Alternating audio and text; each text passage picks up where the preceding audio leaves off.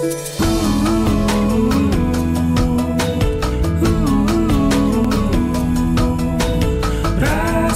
TV untuk Islam yang satu.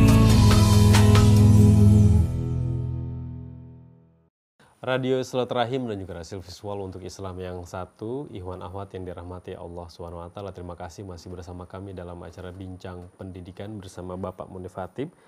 Topik kita adalah mengenai sekolah keren menurut orang tua, gitu, Pak Munif ya. Tadi kita dapat cerita yang luar biasa dari para orang tua. Ada Ibu Nengsi, ada Ibu Susilawati, ada Ibu Lia.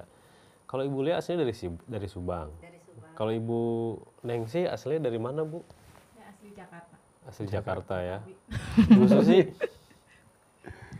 Kebetulan saya juga punya Jakarta. Jakarta. Sebenarnya kalau dari keluarga ada budaya nggak, ada kebiasaan nggak bahwa di keluarga tuh harus ada yang masuk pesantren gitu?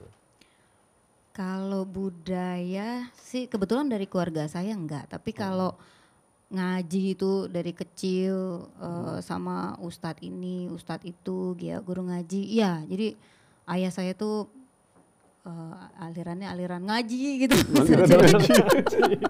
Nggak, artinya anaknya itu belajar itu ya belajar. Tapi bukan aliran disco ya.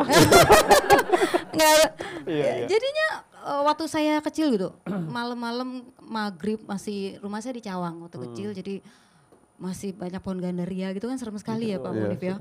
Jadi SD tuh mau keluar rumah begitu buka gerbang, pohonnya tuh kebun gitu, lari. Gitu loh. Itu selalu setiap habis maghrib selesai. Seremnya emang maghrib, Bu.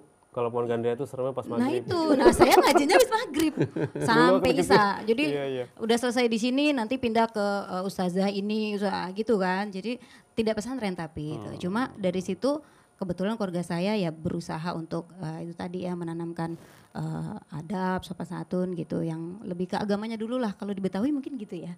Betawi mungkin gitu. Jadi ya akademik sih iya, tetap di push gitu loh. Tapi orang tua saya juga yakin seperti Bu Lia tadi cerita ya, kalau kita dekat sama Allah gitu, taat, insya Allah jalannya lancar gitu. Nah gitu. ini Pak Munif, latar belakang budaya kadang-kadang jadi masalah juga untuk sekolah.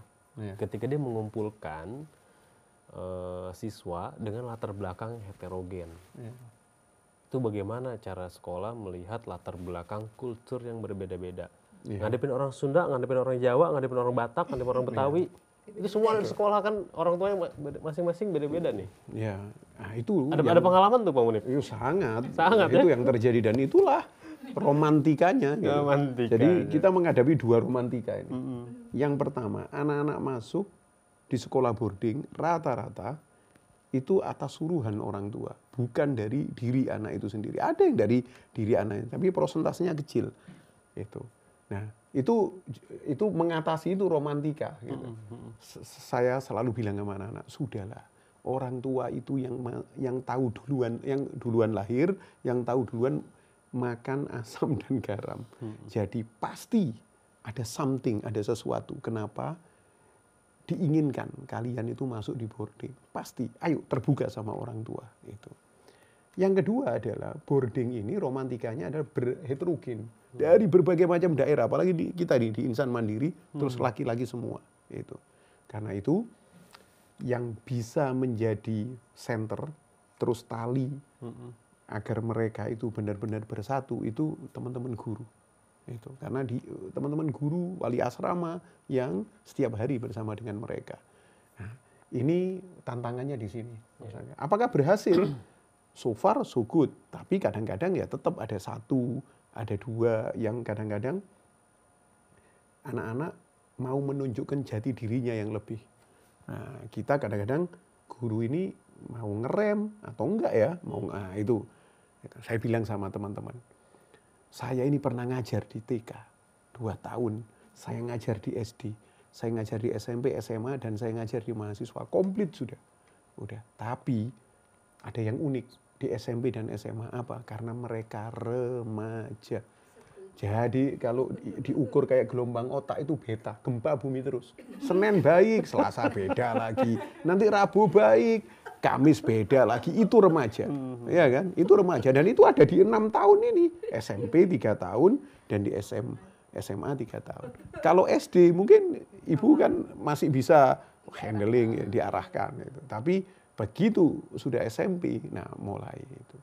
Nah, karena itu ini tantangan buat kita. Itu saya selalu bilang sama anak-anak, ayo kalian itu jangan berpikir sekarang, toh asramanya enak. Ya, kadang-kadang kita bawa ke asrama ibu yang kadang-kadang tanah, saya tunjukkan filmnya, saya ceritain gitu. Lalu makanannya sama sekali tidak sehat. Kita bukan sekolah kayak gitu. Kita tetap sekolah yang mengedepankan gizi bagus kan gitu. Tempat representatif lah, meskipun tidak sampai mewah dan lain-lain. Itu, tapi representatif. Itu selalu kita wanti-wanti jaga kebersihan. Itu. Namun selain itu, tetap saya bilang gini, kamu jangan pandang sekarang loh ya. Nanti ketika kamu jadi orang, betul ya, sudah punya profesi, itu kenangan mondok, kenangan boarding, itu tak terlupakan. Dan itu tidak punya kalau anak-anak sekolah yang full day school atau half day school. Karena bermalam bersama, ya ada problem, satu kepingin tidur lampunya nyala, satu lagi kepingin lampu mati, berantem. Ya. Nah, itu tidak terjadi kalau di sekolah yang non boarding. Nah ayo, ini siapa tahu gitu.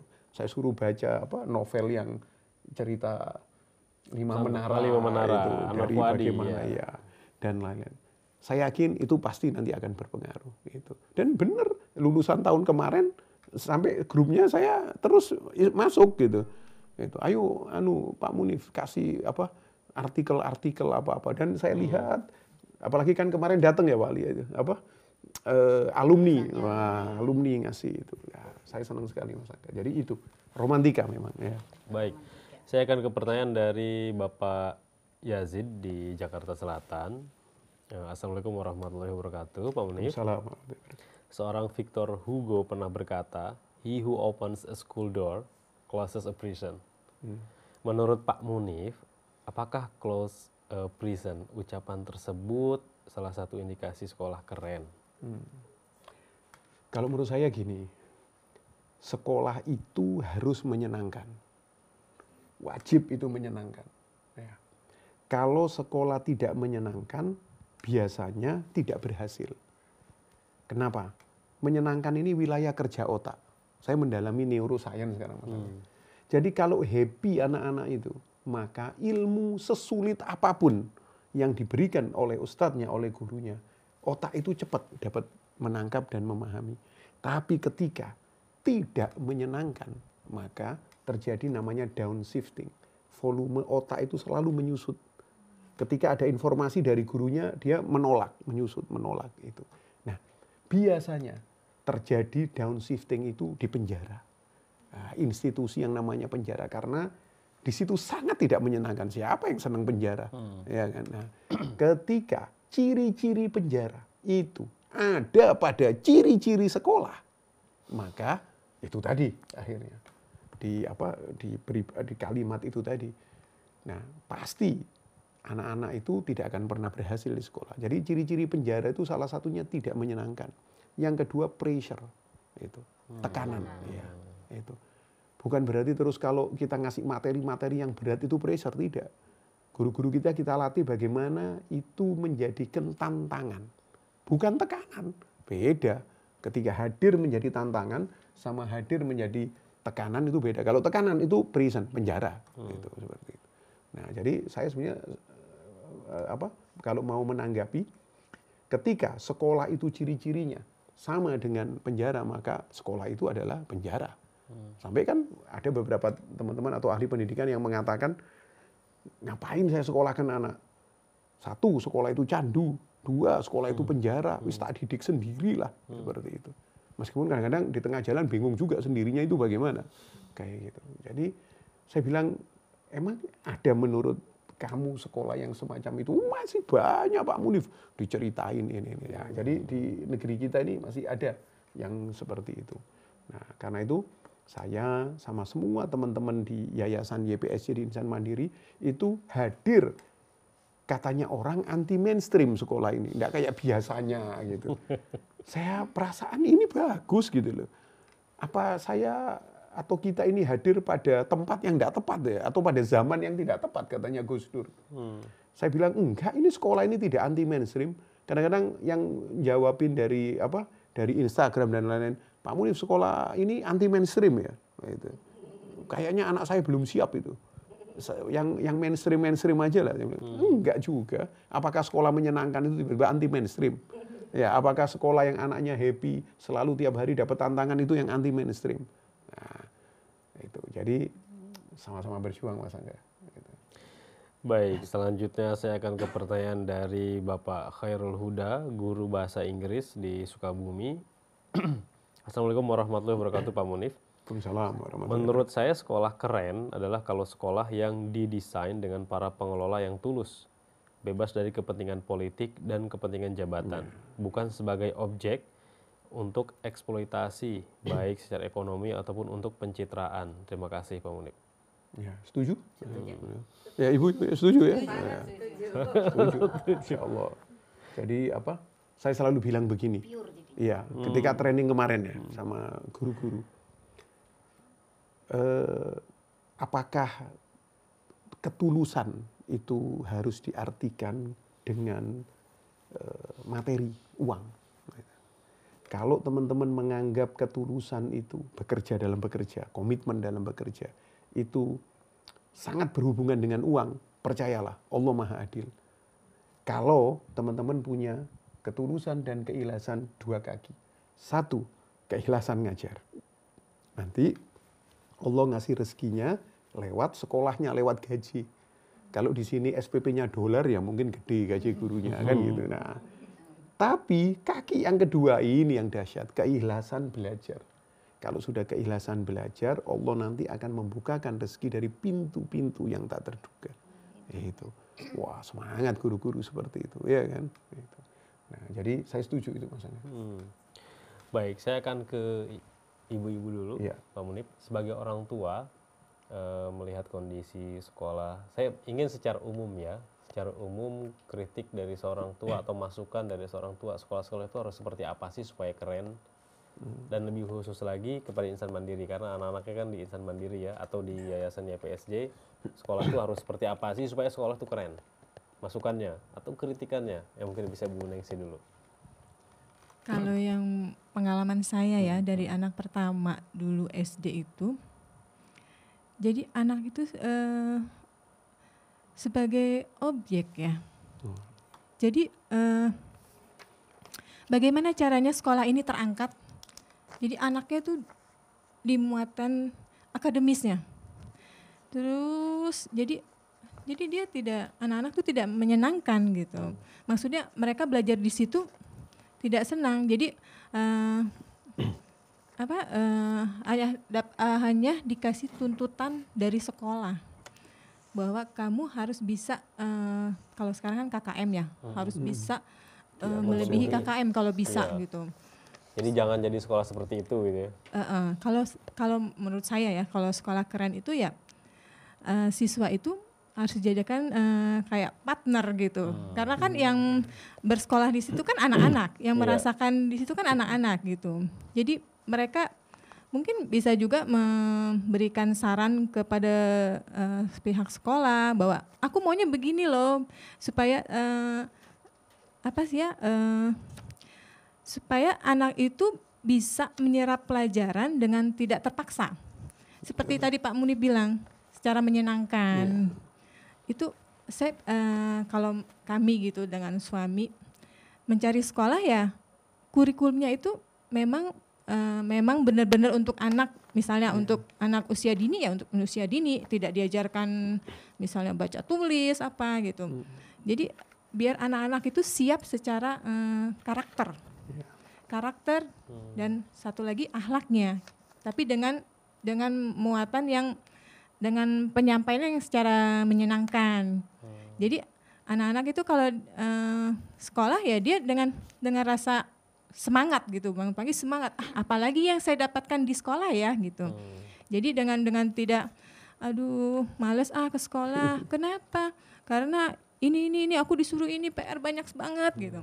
Tapi dengan kalau dia bangun pagi, ayo kita sekolah ini. Ya aku mau sekolah karena aku ingin apa yang aku dapatkan dari guru, nanti kejutan-kejutan apa lagi yang aku dapatkan dari guruku gitu. Jadi saya sih dengan suami memang mencari sekolah seperti itu supaya anak tuh jadi nanti ke depannya kalau dia nanti punya anak juga mencari sekolah ya seperti itu, yang maksudnya anak-anak itu dengan motivasi yang kuat bahwa saya sekolah di situ saya akan menjadi orang yang baik. Oke, Gitu, baik. Sen. Kalau Bu Lia? Pertanyaannya apa nih? Diulang lagi. Jadi kalau Ibu nih, menurut Ibu sekolah tuh yang keren itu harus seperti apa kritikannya secara umum ya? Secara Lalu umum. secara khusus ke Insan Mandiri karena kan anak Ibu sekolah di sana. Oke. Supaya lebih keren nih sekolah Insan Mandiri harus bagaimana?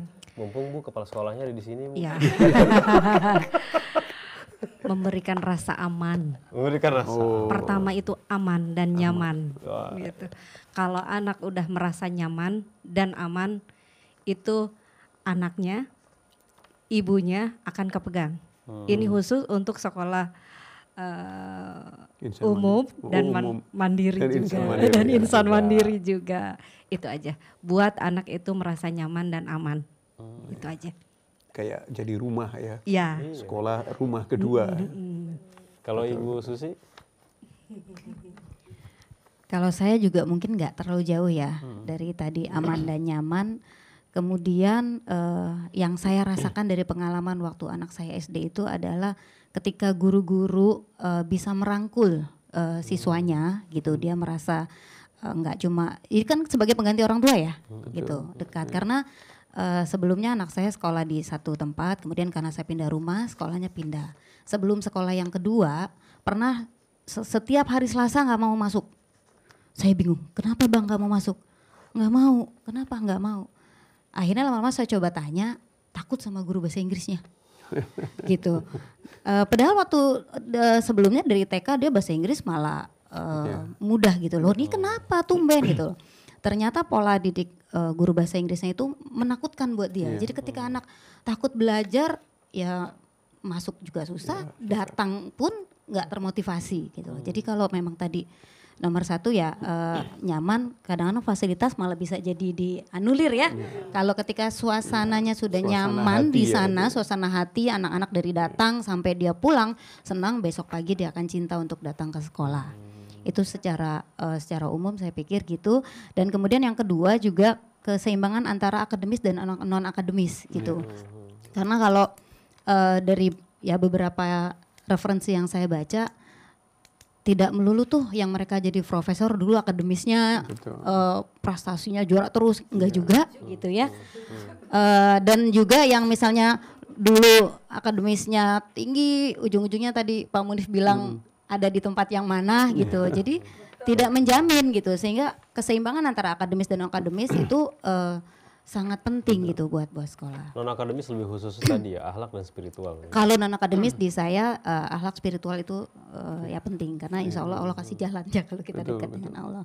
Nah kalau khusus untuk insan mandiri nih Pak Munif, masukan kritikan dari saya itu mungkin karena biar bagaimana kita ada di negara Indonesia tercinta ini gitu ya, di mana nggak cuma negara ya, dunia juga kan kompetisi itu semakin terus nih Pak Munif, sehingga mungkin anak-anak bisa di-trigger untuk lebih berani berkompetisi, cari masukan-masukan untuk ada lomba-lomba atau yang sifatnya juga keluar, yang lebih berani menunjukkan eksistensinya gitu loh. Walaupun yang saya rasakan anak saya sekarang sudah banyak kemajuan setelah di Insan Mandiri.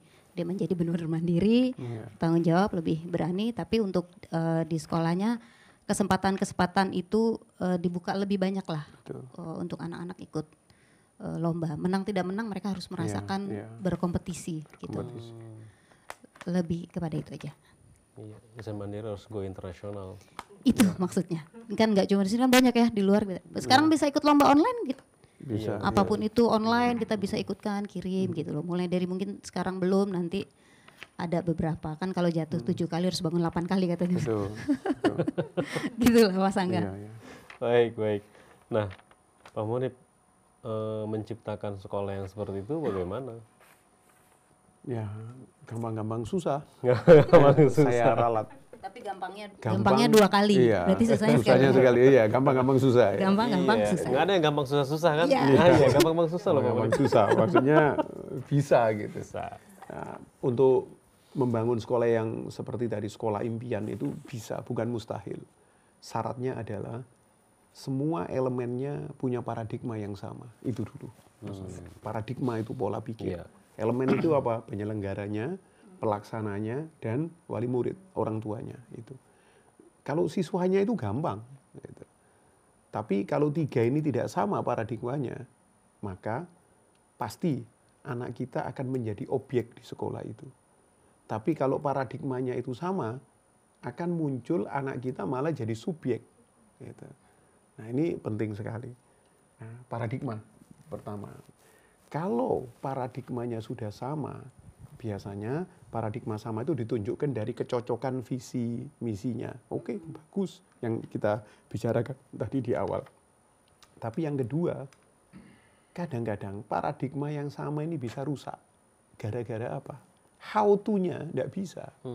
Nah, ayo sekolah yang menyenangkan paradigmanya. Tapi gurunya ngamuan. Nah, ya kan? Gurunya, ini pelaksananya yang susah. Ya kan? Jadi menjalankan paradigma tadi itu ternyata tidak sederhana. Gitu. Kalau problemnya di guru, maka ya sekolah itu harus memberikan pelatihan-pelatihan hard ataupun soft skill. Itu. Kalau guru emosian ini, itu berarti pelatihannya adalah yang soft skill. Bagaimana ngatur itu dan lain-lain. Ini. Nah, how to ini, caranya menyamakan paradigma ini, yang kadang-kadang susah sekali untuk disentuh ketika how to-nya ada problem di orang tua. Nah, how to-nya. Karena masih ada barrier antara sekolah sama orang tua. Kalau antara penyelenggara sama guru, insya Allah tidak ada barrier. Hubungannya adalah kadang-kadang adalah hubungan kerja. Tapi ketika ada orang sekolah sama orang tua, kan bukan hubungan kerja itu. Trust itu hubungannya, kepercayaan. Nah, ketika orang tua kesulitan menjalankan paradigma yang sudah disepakati dalam prosesnya, nah itu yang jadi tantangannya. Nah, kalau insan mandiri, kita punya forum-forum gitu, kayak quality time seperti itu. Bahkan insya Allah minggu depan kita akan meeting untuk seperti tadi itu Ibu, saya sudah catat. Bagaimana sih teman-teman guru ini mampu dengan networknya, tiba-tiba memunculkan, ini loh nak, ada lomba ini yang akademis maupun yang non-akademis. Ayo semua masuk gitu. Nah, beberapa waktu yang lalu kita pernah mengunjungi beberapa sekolah yang saya dapat data kok menang ini ya. Lalu sama guru-guru insan mandiri saya datengin ke sana. Saya tanya sama kepala sekolahnya, sama guru yang handle itu, kok bisa tahu? Ternyata apa? Menang-menangan data. Kalau kita punya data terlebih dulu, itu bisa. Nah itu yang terima kasih masukannya. Kita akan coba itu lakukan data-data itu. Ternyata dari lomba-lomba atau kompetisi-kompetisi ini bisa dari kampus, bisa dari BUMN, kan betul kan? Bisa dari perusahaan-perusahaan swasta kadang-kadang gitu. Selain dari Kemendikbud ataupun Kementerian Agama. Nah, tinggal kita ini bisa enggak cari jaringan itu, informasi-informasi itu. Nah, dan yang kedua adalah forumnya adalah kayak quality time, seperti itu. Quality time, memberi informasi tentang paradigma, tentang how to kepada orang tua. Nah, mudah-mudahan lah seperti itu. Nah, tinggal satu, mumpung ada kepala sekolahnya juga. Itu kita mau rencana, tapi ini tidak akan berjalan kalau orang tuanya tidak klik, yaitu mendesain kelasnya orang tua. Serius, kayak serius gitu, kayak kita pengajian yang serius itu, tapi ini ngajarin 3 hal. Bagaimana paradigma, bagaimana pola asuh, dan bagaimana pemantik pengembangan bakat sama minat anak kita. Karena itu yang penting nanti. Anak kita jadi orang itu kan di situ. Nah, karena memang menjadi orang tua kan tidak ada sekolahnya S1, S2, S3 gitu. Iya. Nah, itu mungkin di forum ini nanti bisa difikirkan lebih lanjut. Kita punya harapan itu, saya bilang sama ketua yayasan, kami yang ada di YPSC semua tim siap dengan materinya. Karena materinya itu sudah kita saring dari inilah kebutuhan-kebutuhan mendesak orang tua. Kami siap gitu. Nah, Kalau ini bisa terjadi, keren sekali. Tiba-tiba di sekolah ini selain anaknya bersekolah, tapi orang tuanya juga menjadi manusia pembelajar. Nah, itu masalahnya. Baik, saya akan ke SMS dari Bapak Muhammad Nasir di Tanjung Priok. Assalamualaikum warahmatullahi wabarakatuh. Salam. Saya calon wali santri SMA IT Insan Mandiri. Terima kasih atas kesempatannya. Saya mau tanya apakah sekolah ini bisa dengan harapan orang tuanya, karena saya ingin anak saya dapat menghafal Al-Quran bahkan hingga 30 juz. Ya. Bagaimana? Nah, ini dari Pak Muhammad Nasir. Ada program ya Pak Munif? Ya? Ada programnya. Jadi standar kompetensi lulusan untuk hafal Al-Quran, kalau Insan Mandiri menggunakan pola dari bawah ke atas. Berarti ketika anak masuk, itu di placement dulu. Placementnya kan mulai membacanya, mulai memahami maknanya, sampai hafalannya. Nah, kalau fokus kepada hafalan, maka setiap anak yang masuk ini beda-beda. Ada yang SMP-nya masih lalu masuk SMA belum bisa ngaji sama sekali ada. Iya. Tapi ada yang sudah 3 juz, ada yang sudah 10 juz. Nah, itu kita placement lalu kita bagi. Betul. Mapping jadi klaster-klaster gitu. Nah, lalu baru dari situ anaknya kita kasih tantangan. Misalkan yang sudah 5 juz, maka 1 tahun bisa nambah 5 juz lagi, 7 juz bisa, itu tantangan. Nah, sampai anaknya suruh tanda tangan. Nah, nanti di breakdown menjadi target itu. Berarti kalau dia mampu 1 tahun ini 7 juz, berarti di semester 1, semester ganjil berapa juz, semester genap berapa juz. Sudah ketahuan, langsung semester ganjilnya di breakdown lagi. Berarti mana surat apa? Sampai hariannya. Ini sampai hariannya. Nah, itu yang terjadi. Jadi kita bukan dari atas. Ya mohon maaf, kadang-kadang sekolah boarding langsung bilang, ayo sekolahlah di tempatku, 30 juz hafal. Itu hati-hati. Disamaratakan. Disamaratakan. Karena kemampuan anak untuk menghafal itu berbeda-beda. Nah, kalau di sini tidak, di Insan Mandiri kita mapping dulu. Lalu kita kasih tantangan anak untuk membuat target. Gitu. Nah, dan itu alhamdulillah ketika sudah berjalan 2 tahun ini diterapkan, keren sekali hasilnya. Kelihatan gitu. Nah, yang tidak bisa baca sama sekali, sudah hafal. Gitu. Seperti itu. Baik, terakhir dari hamba Allah di Sukabumi. Assalamualaikum warahmatullahi wabarakatuh. Salam. Maaf mau tanya tadi kalau nggak salah bahasan pendidikannya yang terpenting adalah akhlak.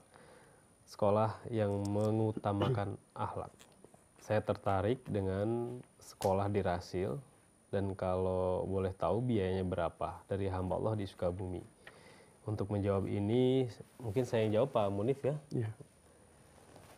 Silahkan Bapak hubungi nomor yang sudah ada di sini. Saya akan informasikan untuk informasi SD SIS di 021 2285 3263. Nomor handphonenya 0822 1090 7100.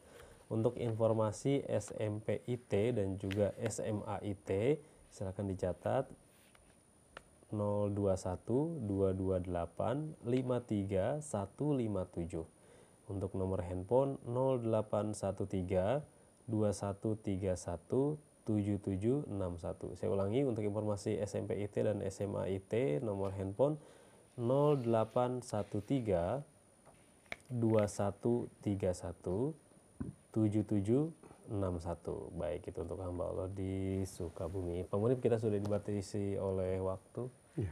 Ya. Sebagai penutup singkat apa yang akan disampaikan? Yang pertama, sebagai penutup, saya ucapkan terima kasih nih kepada ibu-ibu. Sama-sama. Luar biasa. Dan mudah-mudahan kita sepakat bahwa sekolah itu punya pondasi. Selain ada bangunannya, dan pondasinya adalah yang harus benar-benar kokoh adalah hubungan antara sekolah dengan orang tua. Dengan beberapa analogi seperti tadi. Yang kedua, tidak ada sekolah yang sempurna, Mas Angga. Saya sudah keliling ke beberapa negara-negara, sampai ke Finlandia itu. Sekolah yang katanya terbaik di planet bumi. Ya tetap ada masalah. Ya macam-macam. Kenapa? Karena sekolah itu adalah institusi ajang menyelesaikan masalah. Anak sekaligus belajar dari situ. Nah, yang salah adalah sekolah itu ada masalah tapi tidak mau menyelesaikan. Nah, ini, sehingga masalahnya numpuk ini Mas Angga. Nah, mohon doanya ibu-ibu dan juga semua pemirsa sekolah ini di SD Silaturahim Islamic School dan SMP IT dan SMA IT Insan Mandiri di Cibubur adalah sekolah yang benar-benar ketika ada masalah itu dijadikan tantangan. Bagaimana untuk bisa menjadi lebih bagus, lebih bagus, lebih bagus. Nah, dan support, dukungan orang tua itu menjadi kunci yang teramat penting. Itu kunci yang teramat penting. Gitu. Nah, dan yang terakhir, kita punya ikatan ini ibu-ibu. Punya ikatan, satu tonggak yang jadi ikatan bersama. Itu kalau kita tariknya kencang bisa kesakitan, kalau kita longgarkan bisa terhempas oleh angin. Dan tonggak itu adalah anak kita. Nah, bagaimana kita ini bisa bekerja sama untuk menjadikan anak kita lulus sampai di sekolah ini mempunyai nilai yang Masya Allah di depan Allah, ya kan? Nanti di hadapan Rasulullahnya dengan mudah Rasulullah memberikan syafaat kepada anak-anak kita dan semua dari kita, lalu menjadi kebanggaan hati yang sangat dalam dari orang tuanya. Itu siapa sih yang nggak kepingin punya anak yang benar-benar insya Allah nanti akan bermanfaat buat dirinya, keluarganya, agamanya, dan negaranya. Itu semua cita-cita dari orang tua. Sehingga ketika kita nanti di yaumul hisab, kita bisa bertanggung jawab jadi orang tua. Ketika ditanya sama Allah, disekolahkan di mana ini anakmu? Ini, kita bisa menjelaskan dan akhirnya kita lulus itu. Karena itulah tugas orang tua sebenarnya pada dunia dan akhirat. Itu aja. Baik, subhanallah Pak Munif. Juga terima kasih kepada Ibu Nengsi, Ibu Lia, juga Ibu Susi yang telah hadir gitu ya, berbagi informasinya di acara kami. Semoga apa yang direncanakan selalu diberikan perlindungannya dan juga hidayahnya oleh Allah SWT. Pak Munif, terima kasih banyak. Sama-sama. Kita berjumpa lagi bulan depan ya. Insya Allah. Oleh-oleh dari Harvard. Ya. Belum. Belum ya. Maret saya lupa. Baik. Demikianlah ikhwan akhwat yang dirahmati Allah SWT, bincang pendidikan bersama Bapak Munif Hatib. Semoga apa yang beliau sampaikan bermanfaat bagi kita semua. Saya Angga Aminuddin ditemani oleh Fajar Hidayat dan juga Muhammad Fahri undur diri. Billahi taufiq wal hidayah. Subhanakallahumma wa bihamdika asyhadu alla ilaha illa anta astaghfiruka wa atubu ilaik. Assalamualaikum warahmatullahi wabarakatuh.